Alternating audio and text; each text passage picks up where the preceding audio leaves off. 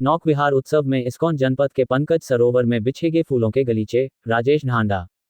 ISKCON जनपद में नौक विहार उत्सव को लेकर किया विशाल बैठक का आयोजन। अंतर्राष्ट्रीय श्री कृष्ण भावनामृत संघ इस्कॉन जनपद द्वारा इस्कॉन मंदिर स्टीयरिंग बोर्ड के सहयोग से 14 मई रविवार को सायं 5 बजे से निर्माणाधीन इस्कॉन श्री जगन्नाथ मंदिर में चंदन यात्रा के उपलक्ष्य में नौक विहार उत्सव आयोजित किया जा रहा है। उत्सव की तैयारियों के संबंध में आज इस्कॉन जनपद हीरो होम्स के साथ में विशेष बैठक का आयोजन किया गया। बोर्ड के अध्यक्ष राजेश गर्ग, वाइस चेयरमैन राजेश ढांडा, को चेयरमैन अमित गर्ग, उपाध्यक्ष अजय सिंघानिया, अनिल सिंघानिया, राजेश न्यूटिया, अविनाश गुप्ता, राकेश तलवार, संदीप छाबड़ा, कोषाध्यक्ष राजेश गुप्ता, विनय गर्ग ने दीप प्रज्वलित करके बैठक का शुभारंभ किया।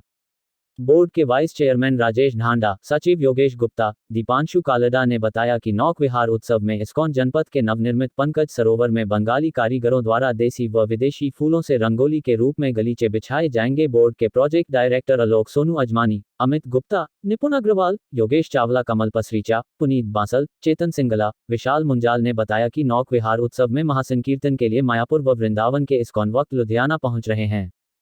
पुनीत कालड़ा, किशोर मेहता, संयम मलिक, पुष्टि मलिक, वरिंदर शर्मा, सौरभ गोयल ने बताया कि चंदन यात्रा के उपलक्ष्य में इस्कॉन मंदिर स्टीयरिंग बोर्ड के सदस्यों द्वारा भगवान को चंदन लेप लगाने के लिए विशेष व्यवस्था की गई है। इस अवसर पर बोर्ड के राजेश खत्री, विजय धीर, प्रवीण गुप्ता, विवेक गुप्ता, रवि गुप्ता, करण अरोड़ा, शुभम बांसल, अतुल सोफत, राजन सोई, शिव बांसल, आशीष सिंगल, प्रथम गर्ग, नंदलाल गर्ग, महेश लड्ढा, पुष्प जैन, रोबिन भाटिया, सोनल जैन, रोहित अरोड़ा, सुरेश, अजय गोयल, राजीव चौहान, राजकुमार, राकेश सेठ, राम मोहन, सुरेश चंगा। आज का जो ये प्रेस मीट है इस्कॉन जनपद लुधियाना की ओर से इस्कॉन मंदिर स्टीयरिंग बोर्ड के सहयोग से 14 मई को बहुत ही भव्य नौका विहार उत्सव आयोजित किया जा रहा है, जो कि इस्कॉन जनपद के नवनिर्मित पंकज सरोवर में आयोजित किया जाएगा। बहुत ही सुंदर नाव भगवान के लिए बनकर आ रही है। उसमें भगवान विराजमान होंगे, भगवान जगन्नाथ जी, भाई बलदेव जी और सुभद्रा मैया जी। उनके साथ श्री गौर निताई भी नौका में रहेंगे और भ्रमण करवाया जाएगा पूरे सरोवर का। तो भगवान का उस दिन विशेष श्रृंगार होगा चंदन के लेप से, जो आपको कथा प्रभु जी ने सुनाई है, उसकी भगवान को शीतलता प्रदान करने के लिए। तो उस दिन बहुत ही सुंदर संकीर्तन भी होगा पंकज सरोवर पर, बहुत ही सुंदर भगवान के दर्शन भी होंगे। संकीर्तन के लिए हमारे बीच में मायापुर वृंदावन इस्कॉन से बहुत ही सुंदर कंठ लेकर बहुत ही अच्छे सीनियर डिवोटीज हमारे बीच का संकीर्तन के लिए आ रहे हैं। तो हम पूरे शहर वासियों को आमंत्रित कर रहे हैं कि उस दिन आएँ, भगवान के दर्शन करें, इस दिव्य आयोजन का आनंद लें और पुण्य प्राप्त करें। हरे कृष्णा कृष्णा कृष्णा हरे हरे, हरे राम राम राम हरे हरे। और सभी के लिए भंडारा प्रसाद की व्यवस्था रहेगी उस दिन। नौका विहार जो आप करवा रहे थे, पहली बार है या आगे भी बताओ? इस मंदिर में पहली बार कर रहे हैं। पहले हम ऑलरेडी करते रहते हैं, रोज गार्डन में करते होते थे, तब हमारे पास कोई ऐसे पाउंड नहीं था। तो इस बार ये सरोवर हमारा जब शुरू हो गया, अभी हमारा अपना खुद का सरोवर हो गया, भगवान का खुद का सरोवर, तो हम उसमें करेंगे। इसमें एक और विशेषता होगी इसकी कि पूरे सरोवर को, ये पूरा जो सरोवर है 8000 स्क्वायर फुट का सरोवर है, इसमें पानी आपको दिखेगा तक नहीं। नौका चलेगी, पानी नहीं दिखेगा। क्यों नहीं दिखेगा? क्योंकि पूरा ऊपर फूल रहेगा।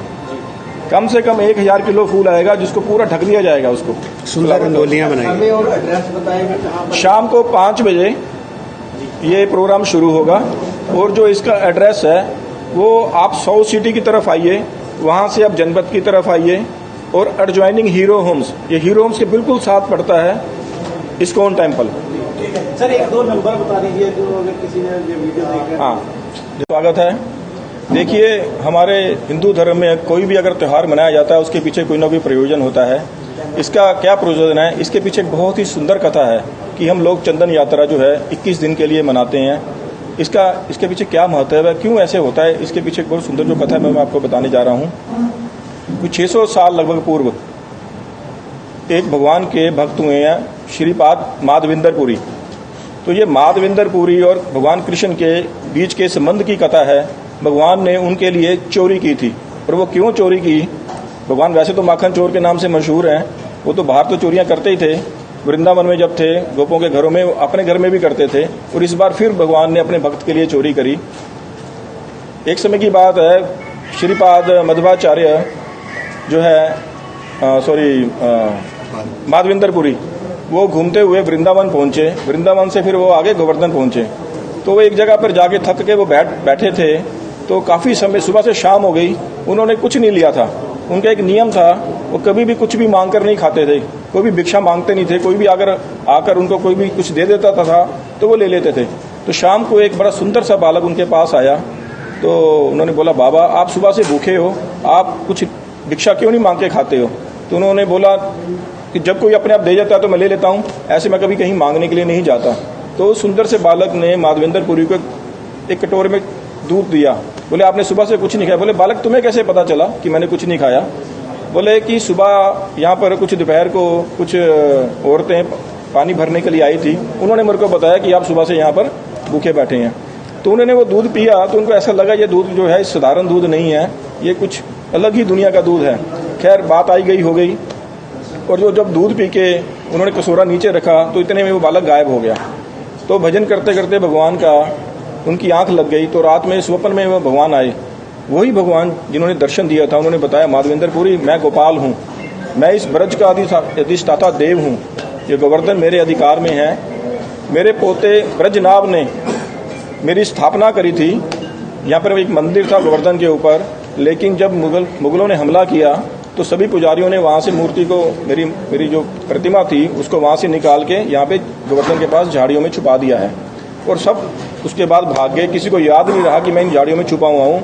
मैं इन झाड़ियों में बहुत मेरे को पीड़ा हो रही है, क्योंकि झाड़ियों के कांटे मेरे को लगते हैं, सर्दी आती है, मेरे को ठंड लगती है, और गर्मियों में मेरे को गर्मी बहुत सताती है, मेरे को यहाँ से निकालो। तो इतने में फिर उनकी आंख खुल गई। वो सुबह जाके उन्होंने सभी गाँव वालों को इकट्ठा किया।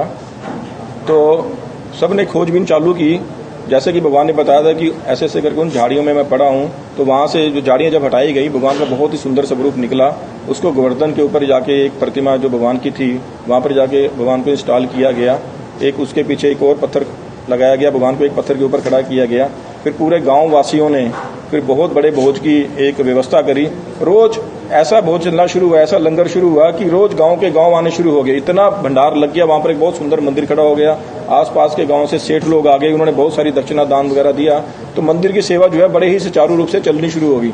फिर भगवान फिर एक बार फिर माधवेंद्रपुरी के स्वप्न में दूसरी बार फिर आए। उन्होंने फिर बोला माधवेंद्रपुरी को, जब भगवान को वहां पर प्राण प्रतिष्ठा